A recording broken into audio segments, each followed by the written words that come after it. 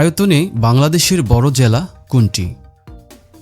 Option A Mymensingh, option B Barishal, option C Rajshahi, option D Rangamati. সঠিক উত্তর option D Rangamati. 6 নম্বর প্রশ্ন, বাংলাদেশের কোন জেলার সাথে ভারত ও মায়ানমারের সীমান্ত রয়েছে?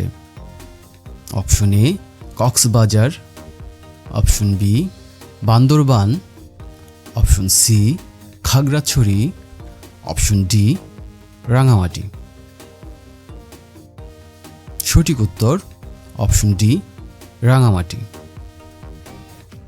7 নম্বর প্রশ্ন, ফারাক্কা বাঁধ বাংলাদেশের সীমান্ত থেকে কত দূরে অবস্থিত?